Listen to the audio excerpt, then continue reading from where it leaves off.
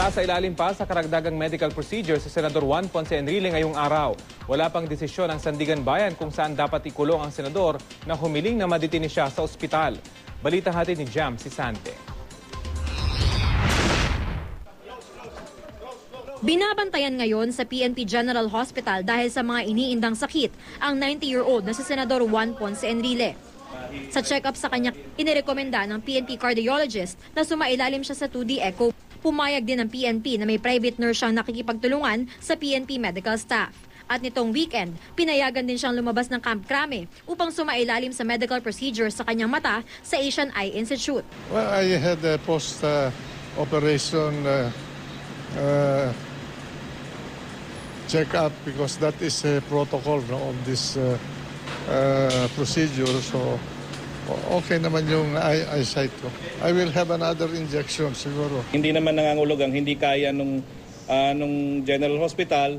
Kaya lang, kailangan dun isagawa dahil siguro, as in any practice of medicine, di ba, kung saan nagsimula yung kwento, dun sila dapat more or less magpatuloy.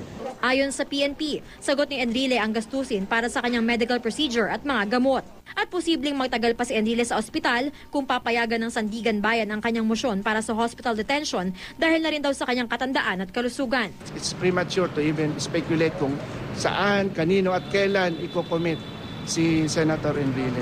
Pero ang sinasabi ko sa inyo ngayon, itong si Senator Enrile filed a motion for his detention sa PNP General Hospital. Hindi pa rin kasi malinaw kung saan siya idedetine.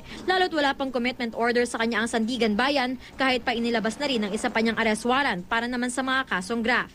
Ayon sa source ng GMA News na bumisita kay Enrile, masaya pa rin daw ang senador kahit nakapiit. Binisita rin kasi siya ng kanyang asawang si Cristina at mga apo.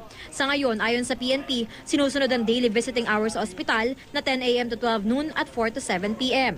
May ipinasa ang kampo ni Enrile na listahan ng 60 tao na maaaring bumisita sa kanya. Kabilang ang 14 na miyembro ng pamilya, 8 VIP at mga senador, kanyang legal team, Senate staff at mga doktor. Ang visiting hours niya is very limited kasi nga they have specifically requested na piling-pili lang, itong piling-piling list of 60 people ang pwede lang dumalaw sa kanila.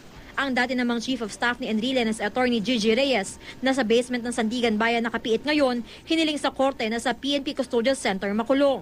Wala pa rin kasi siyang commitment order. At napaiyak pa raw ng iutos ng korte noong Biyernes na sa female dormitory ng BJMP sa Quezon City siya dadalhin. Pero naunang sinabi ng jail warden ng Quezon City Jail na hindi raw nila kayang bantayan si Reyes at wala na ring espasyo para sa kanya.